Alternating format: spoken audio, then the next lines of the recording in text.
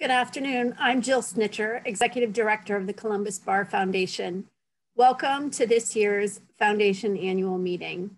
I know we've heard all too often what a struggle this past year has been. The pandemic certainly brought some enormous challenges to some of our most vulnerable citizens who really needed our help more than ever. Today is a day to celebrate what we have accomplished over the past year and to look ahead about what we have planned for the year to come. We have a really strong leadership team that are really standing ready to take the foundation to new heights, and we look forward to working with each one of you to build a stronger community. Over the next hour, you'll hear directly from some of our partners and from some of the clients who have benefited from your dollars. We're really proud to be a part of their story, and I hope that you are too. I'm going to turn it over now to our current president, Kathleen Trafford, to tell you a little more. Thanks, Jill, and good morning, everyone. Thank you for zooming in for the Columbus Bar Foundation annual meeting. I began my term as president in June of 2020, just about 3 months after the onset of the pandemic that ground the entire world to a halt. The pandemic affected everyone in our community. People were fearful and uncertain, jobs were lost, families were unsettled, and we were all isolated, working remotely in our homes. So the foundation needed to find ways to really stay engaged, to inspire our fellows, and to meet the increased demands for services. Thanks to the work of my predecessor, Mike Geyer, the officers, and the board of trustees, the foundation was able to establish new programs and initiatives and grow the foundation and support its mission. One example is the Judicial Legacy Fund, inspired by C.M. Szymanski and enthusiastically adopted by the board this year. Over the past year, we lost a number of respected members of the judiciary, with judges Bill Pollitt, James Feist, David Feist, Tommy Thompson, Al Bell, Pat McGrath, and George Smith among them. The fund was created to honor the legacy of all the retired and deceased judges of Franklin County as a way of acknowledging their tireless and selfless years of service. Contributions to the fund are earmarked for access to justice programs, racial equality initiatives, and for other programs that the judges themselves might suggest to us. We also revamped our fellowship program to encourage greater participation from all lawyers, new lawyers, and those more senior lawyers. There are now tiered contribution levels for the different areas of practice and different years of service. Lawyers in private practice 10 years or more are invited to give $2,500 payable over a 5-year period. Those in practice for fewer than 10 years are asked to give $1,000 over 10 years, just $100 per year. And our public interest lawyers can become a fellow for just $1,000 payable over 4 years. I'm hopeful that this will encourage more of our colleagues to join the foundation as fellows. Of course, I also hope it will encourage all you existing fellows to continue your support by way of annual contributions. The foundation was not alone in struggling during the pandemic, but I'm glad to report that the foundation remains strong and in a position to help those in desperate need of our support. Thank you to all our donors. Your support helps us to continue the good work we do in the community, and we wouldn't be where we are today without your gifts. It's incredibly rewarding to see people helped by the organizations we have funded. Donating your treasure as well as your time to these causes is a great way to give back to the community. Any donation that you give truly makes a difference greater than you can realize. All the organizations supported by the foundation, the Legal Aid Society, Community Mediation Services, and the Self-Help Center of Franklin County Municipal Court, just to name a few. They provide critical services to those who have no other place to turn. I would be remiss if I didn't mention the Carpenter Fund, funded solely by past foundation president, Mike Carpenter. Anytime we lose someone in our community, a member of our legal community, we pay homage to their memory. The Carpenter Fund underwrites the cost of memorial bowls that are delivered to the families of those who have lost during the year. It's a simple but very meaningful way to celebrate their service, and the families truly appreciate the acknowledgement. We had to call on the Carpenter Fund far too often over the past 12 months as we lost many of our colleagues and friends. Please join me for a moment of silence to honor those individuals who died this past year.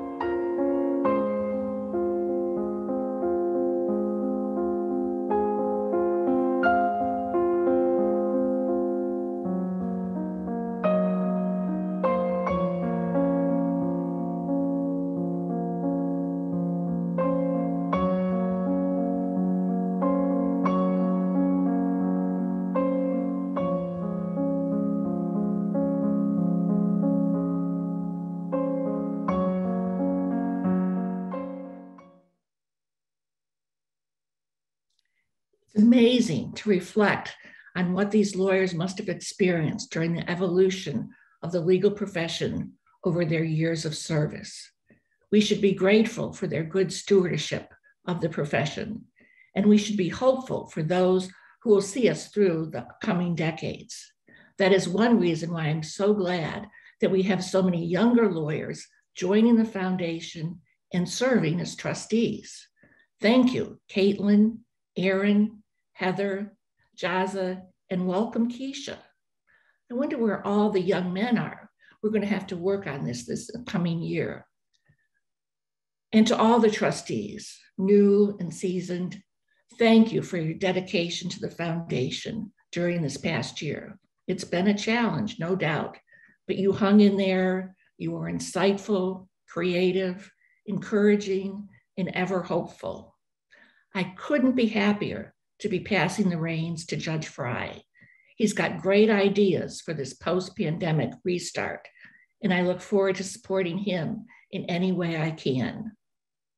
Those of us on the leadership team have this amazing foundation, have the privilege of seeing the impact of the donations on a regular basis. So before my term comes to an end, I want to share with you a special story so that you too can see the difference your contributions are making to the community, and I thank you for them.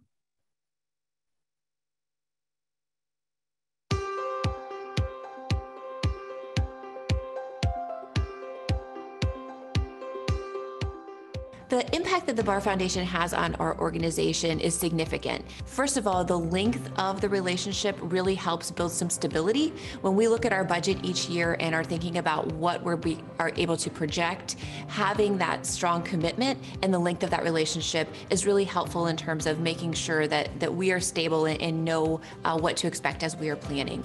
In addition, we do really appreciate the fact that it is often general funding, and that general funding allows us to pivot and to provide that in whatever area of trend or need that we see within the organization.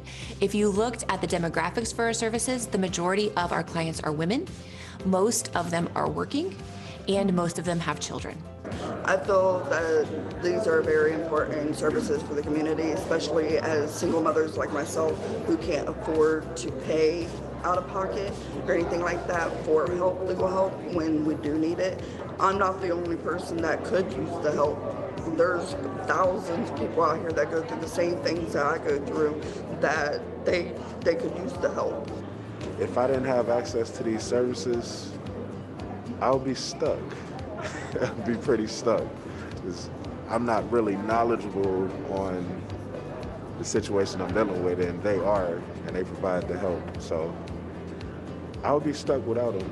Our oldest son is nonverbal autistic with high anxiety levels, and we were looking for a chair that would basically reduce his anxiety.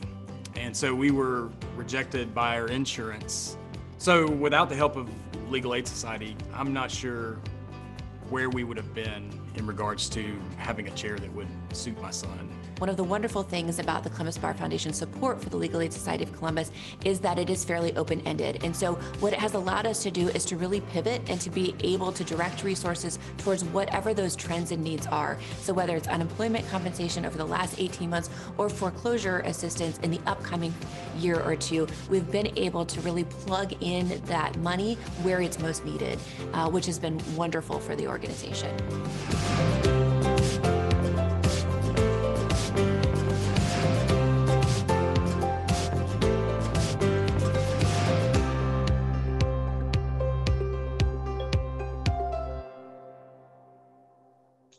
I think you'll agree that the work of the Legal Aid Society is truly life-changing for its clients. And as you heard on the video, they simply couldn't do it without the support of the Columbus Bar Foundation. And now I'd like to turn the program over to Sue Porter, our Secretary Treasurer. Thank you, Kathleen. It has been my privilege to serve as your Secretary Treasurer. Of course, none of what we do would be possible without sound financial and fiscal management.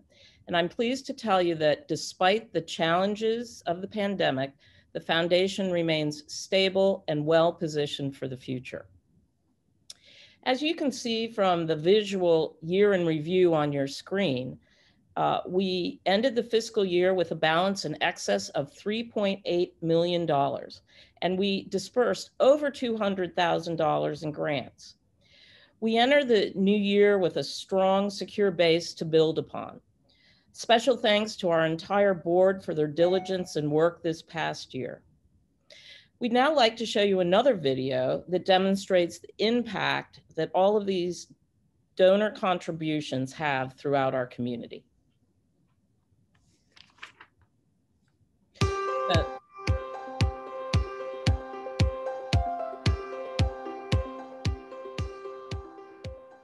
Community Mediation Services partnership with the Bar Foundation goes back to our inception 32 years ago.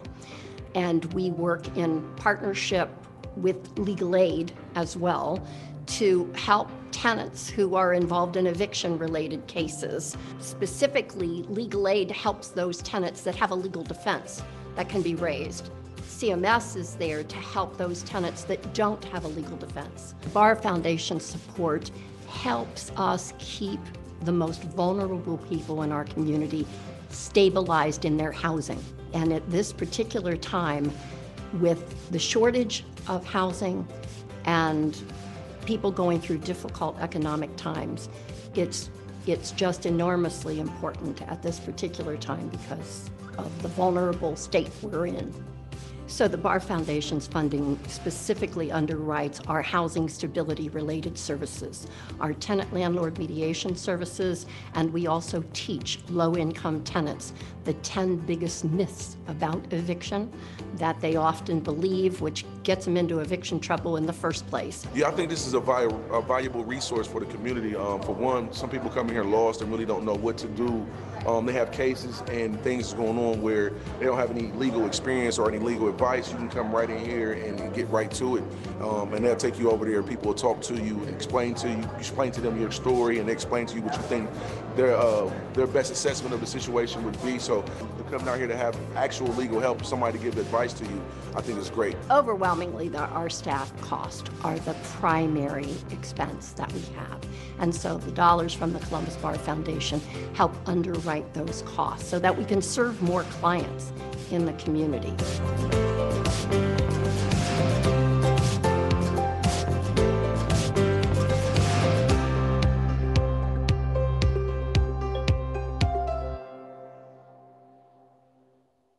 That video gives you a glance into the good work being done by the staff and volunteers at the Community Mediation Services.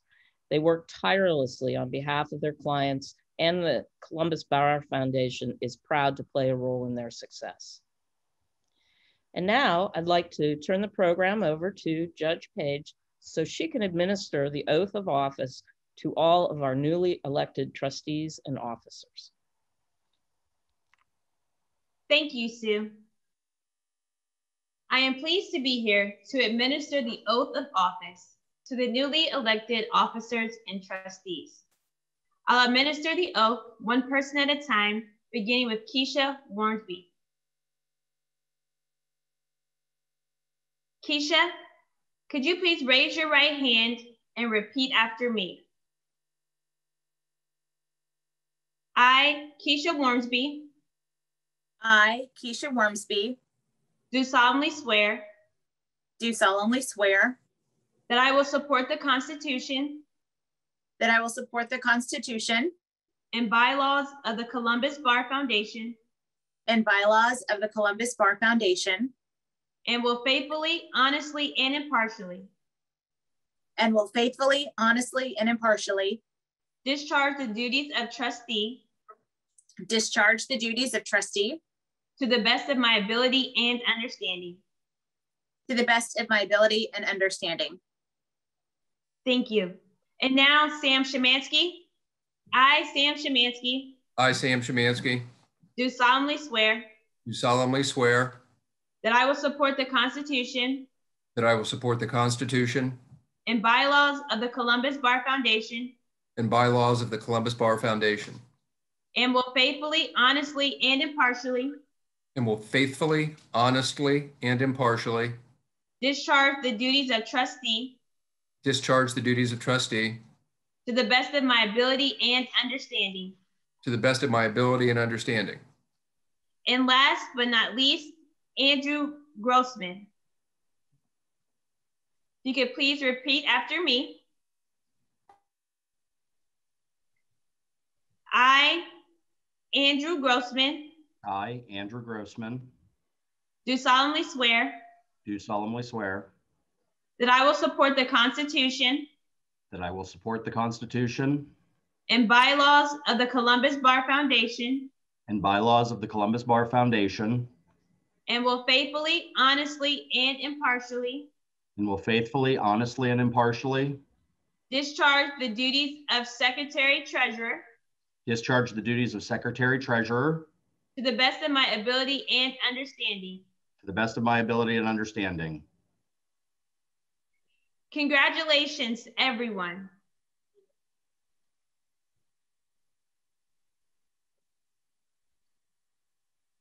And now, the moment you've all been waiting for. I am honored to ask Judge Richard A. Fry to join me so that I can administer the presidential oath of office.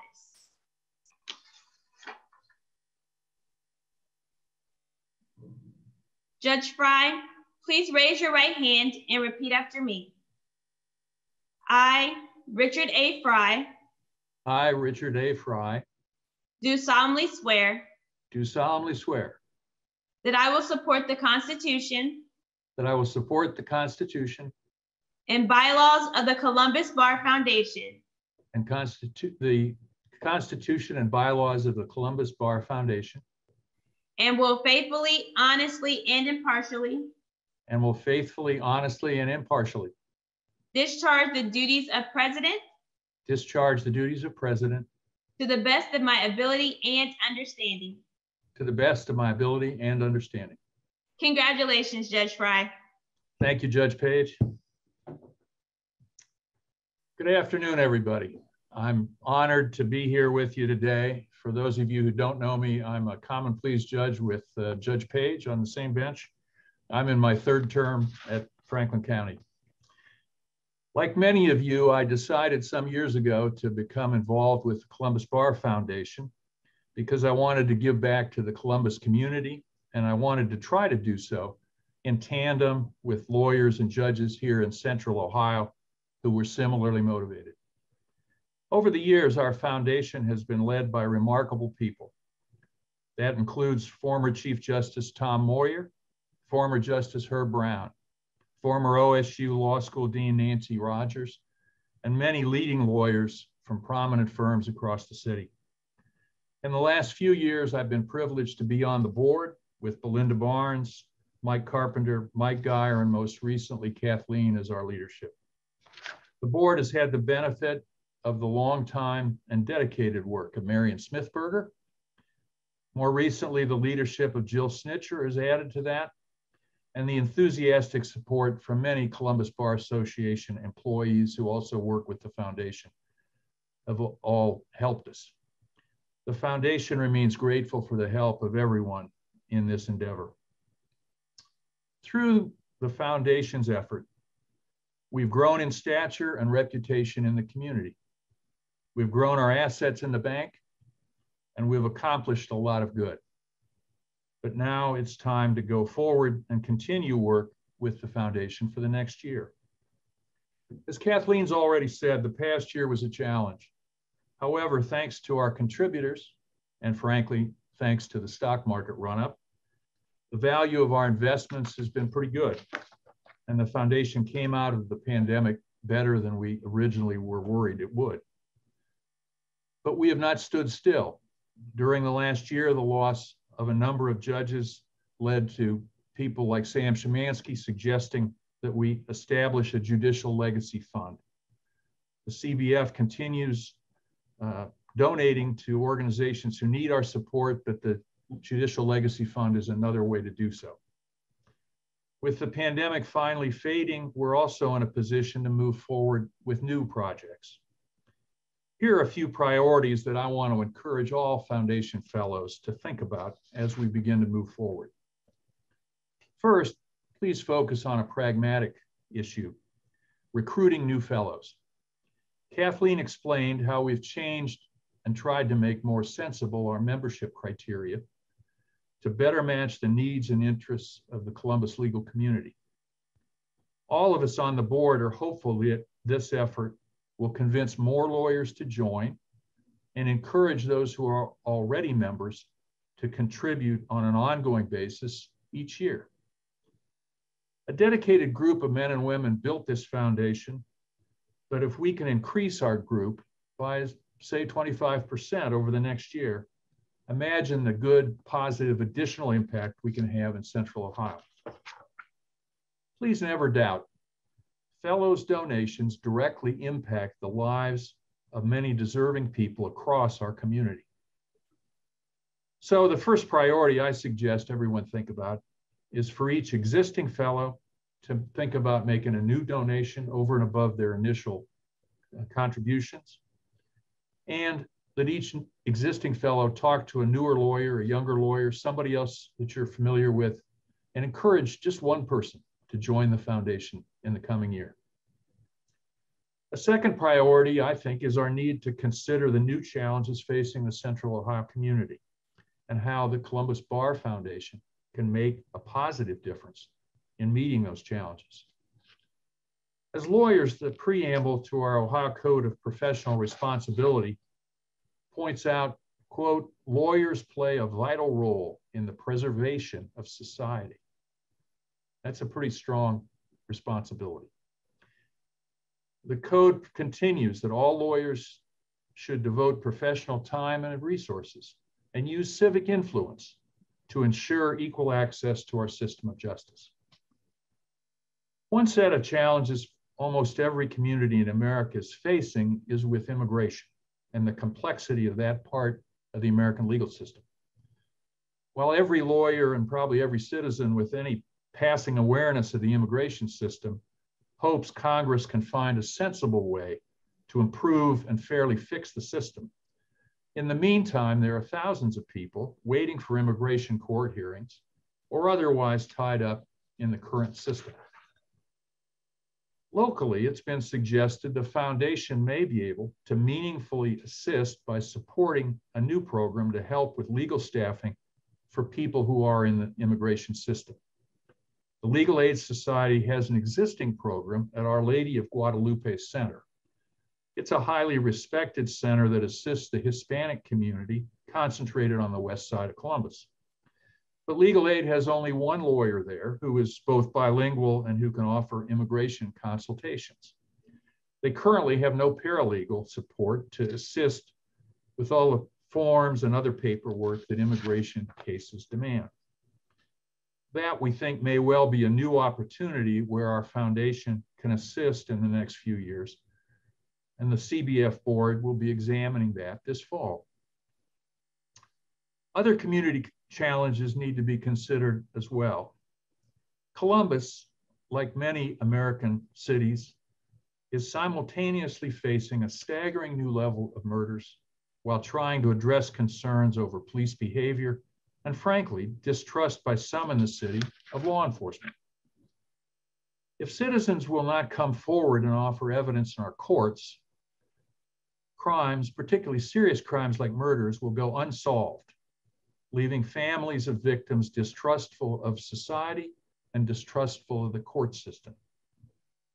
That distrust among citizens also threatens to undermine the fair and impartial trials we expect from jurors and that are promised under the state and federal constitutions. These are the kinds of factors that threaten that, quote, preservation of society, unquote, element of the Code of Professional Responsibility, and that lawyers are bound to address. Programs are getting underway in various ways across the community to enhance civic education. They include a summer program again this year that Judges Hawkins and Page of our Common Pleas Court are running for 6th through 12th grade students. Last year, using Zoom even, they reached 150 kids across the summer. I've also seen recently that the Ohio State Bar Foundation, Big Brothers and Big Sisters of Central Ohio, and other groups are talking about and trying to think about programming to reach young people with civics education. In addition, lawyers groups like the American College of Trial Lawyers, led on a national basis by Kathleen Trafford, are presenting programs for adults on judicial independence and explaining why it's so important to preserve that as part of the freedoms we enjoy as Americans.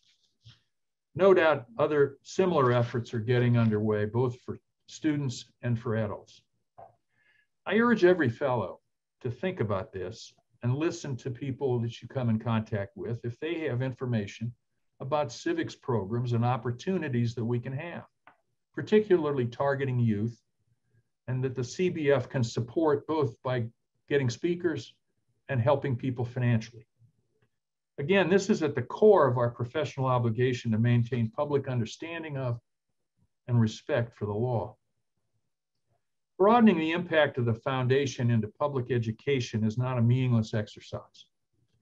Despite the known polarization in American society, it was recently reported in The Atlantic that Republican pollster Frank Lutz has found a majority of Americans in both parties rank civics education at the top of the list of the best ways to strengthen America. When I speak to jurors at our court after a jury trial, they are almost uniformly glad to have served once they understand what the system is about a little bit. And they say they leave with a far better understanding of American law and far more interest in the justice system. So civic education, even in small bites, makes a huge difference with the public.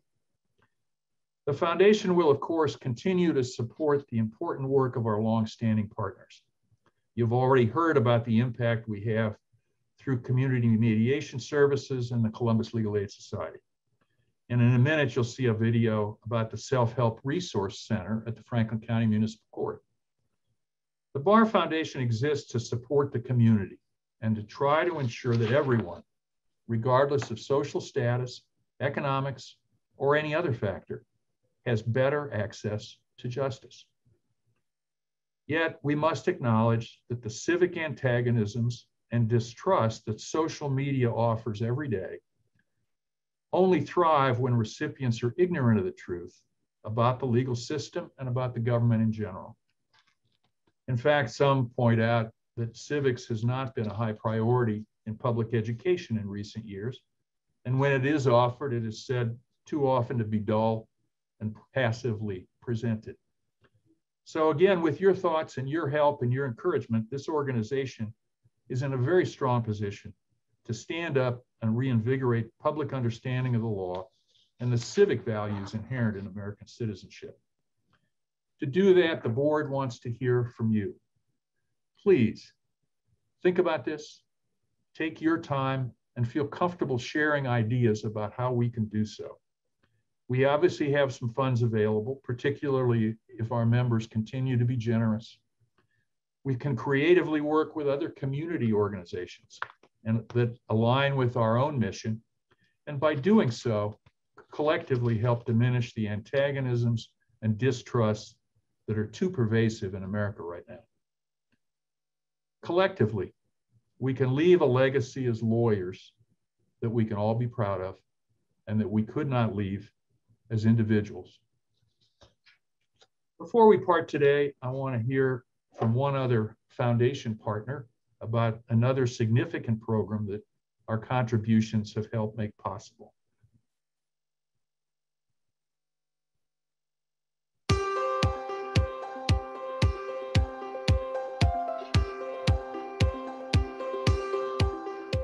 So the Self-Help Resource Center opened in 2016, and we help people with their civil municipal court issues. So that includes eviction, small claims lawsuits, record sealing, and just about anything else that walks in our door.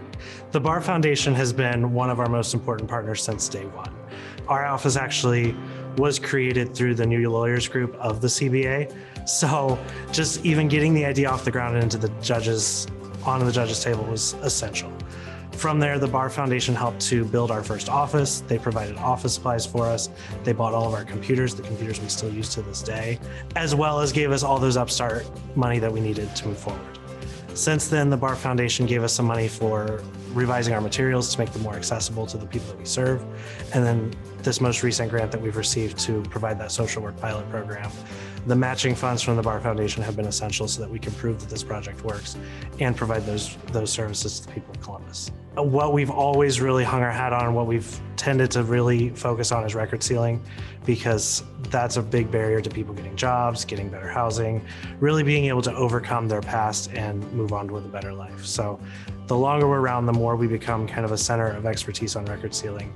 And that's the place where we feel like we can have the biggest impact on someone's life. So the Bar Foundation's gifts to us through the years have really just continued to multiply the impact. The small investment that the Bar Foundation made when we first opened, our first year we served about 100 people. This year, about 6 years in, we're going to serve over 14,000 people. So having that small investment up front has really allowed us to take something small, take a great idea, and really grow it into something that has a meaningful impact on the community. And really, without the Bar Foundation, we never would be where we were, and we would never have been able to do that kind of multiplying and that kind of impact to our community.